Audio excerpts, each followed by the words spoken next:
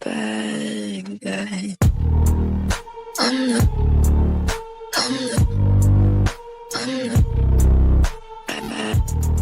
All right, welcome back to Across the Gridiron. It's another solo edition. Matt is still away, but don't worry, I've got his picks written down. Maybe mainly so I can remember what they are and I can send that back to him. Week 16 is where Matt turns into playoff reality. Division titles are on the line, and wildcard doors are closing for a lot of teams, including my Dallas Cowboys. I know. Okay, so we're going to run through our picks as we normally do. And we encourage you to join in the conversation as well. So drop into the comments what you think about this picks. But it is getting very exciting. Playoff time is here, but it also means that football will soon be gone. And we're back to those long months of waiting for football. But before I waffle on, let me just encourage you to hit that like and subscribe button. Don't forget to share this with as many NFL fans as possible. Help us grow this channel, and really, really appreciate all of you. Okay, so let's run through the games and what they mean for the playoffs, where Matt and I agree and where we absolutely do not agree. And we'll start with the NFC East, the Commanders versus the Eagles. This is a huge game in the NFC East, but let's be clear about what the Eagles actually are right now. You know, I have no love for the Eagles. But from week 10 onwards, this has not been an elite offense. By EPA per play, they are 21st in the league, bottom third in yards, and outside the top 20 in scoring. But the eye test tells you that they are not really a good team. So they're not going to be blowing teams away anytime soon. But they have a few things that they're working for them, and that kind of makes you understand why we've gone for what we've gone for in this matchup. So red zone, they're very good, but that's arguably due to the tush push. They're second best in the NFL. Actually, they're probably top in the NFL, only behind the Lions. Game control through situational football. Although you can say to a large extent, there are a lot of players that haven't really showed up recently. Saquon Barkley has really been missing. You know how I feel about Jalen Hurts. As a coach, I mean, as a quarterback, I don't think he's particularly very good when he doesn't have all his Avengers with him. Their time of possession, in terms from a context perspective, is about 30.1 minutes, around 17 in the league. But we're still backing the Eagles because the Commanders are so much more worse. And Jaden Daniels is down. Mariota will probably be starting at quarterback. I think that the Eagles find a way to win this one. So we're both backing the Eagles, but I don't expect pretty football, just effective football in this one. Okay, still staying in the NFC East, let's go to the NFC North because we'll be talking about the Eagles versus the Packers in this game. And this is where, we've gone, very different. Did I say Eagles? I mean Bears versus the Packers. We're going very different in our picks to in this one. Now, the Bears are not a top 8 team in EPA per play. They are 9th. But that still puts them firmly in the upper tiers of offense in the league. They're quite elite, and actually they've been beating up very, very good teams. They beat the Cowboys, they beat the Eagles. You might argue whether those two teams are good teams. But the Bears have shown that, when you have a good coach, you've got Caleb Williams as a quarterback, and a coach that understands how to play to the quarterback's strength. It means that you get some efficient play happening for the Bears. So top 5 early down success rate, especially on rushing plays. They're very, very good at that. And they're second in rushing yards per game. So it means that their offense is built for December, right? Everyone talks about December being very good from a running perspective. And they're trying to stay out of long-yardage situations, which is pretty good. Now, for the Packers, on the other hand, yes, the loss of Micah Parsons is going to be so devastating for this team. I kind of think about, what Micah Parsons was going to be doing for the Packers, and he was supposed to be making the difference for them. And now he's not there. So things are going to be slightly very interesting for the Packers. But I'm going for the Bears in this one.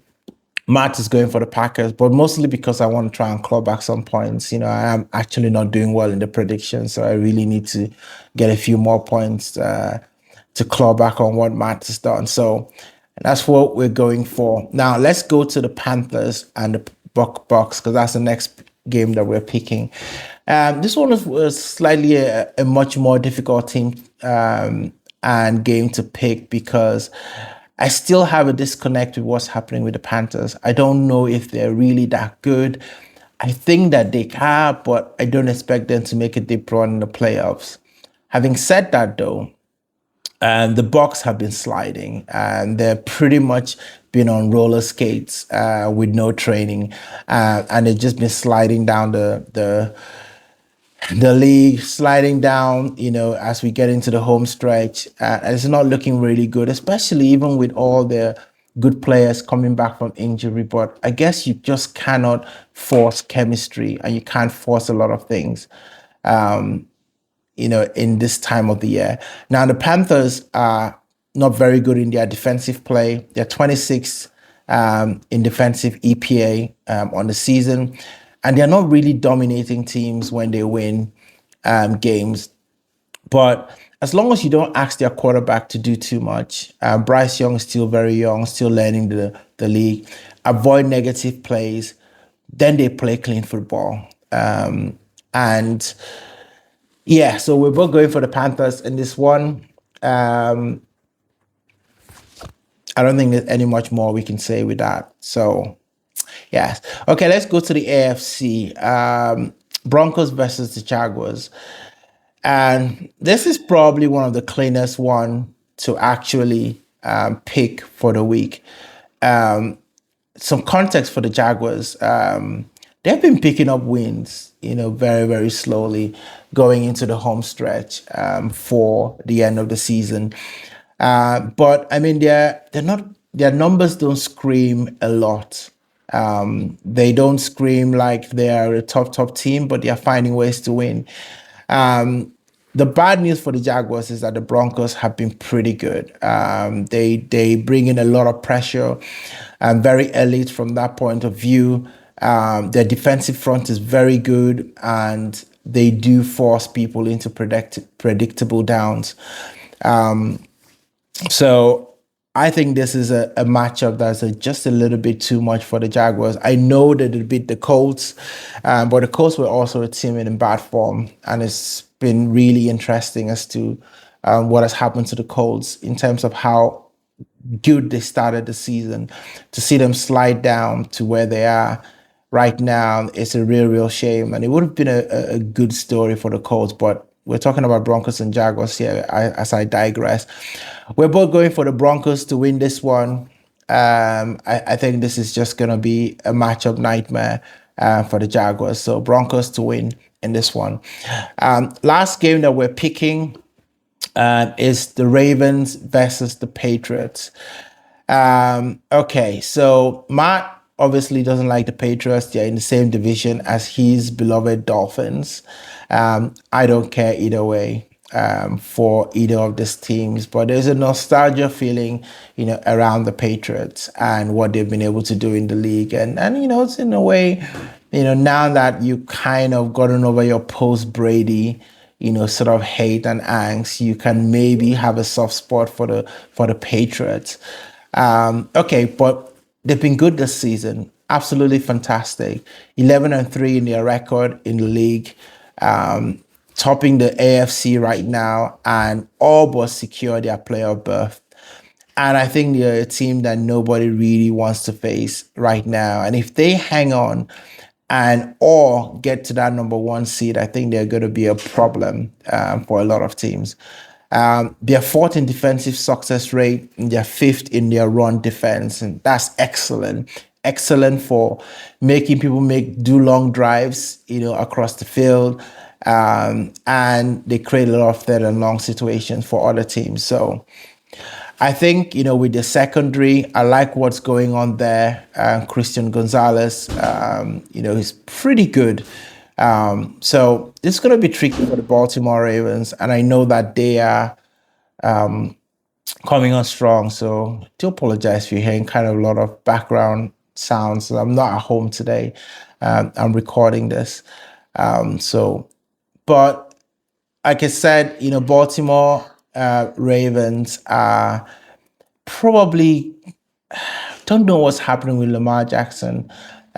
He has a shot of just trying to get into the playoffs, but this is not a very, very good team. And the signs were there from the beginning of the season when the defense were giving up 40 points on a regular basis. So we're going for the Patriots to win this game. Both of us are going for the Patriots. Okay, so those are our picks, guys. Week 16 picks. If the Eagles win,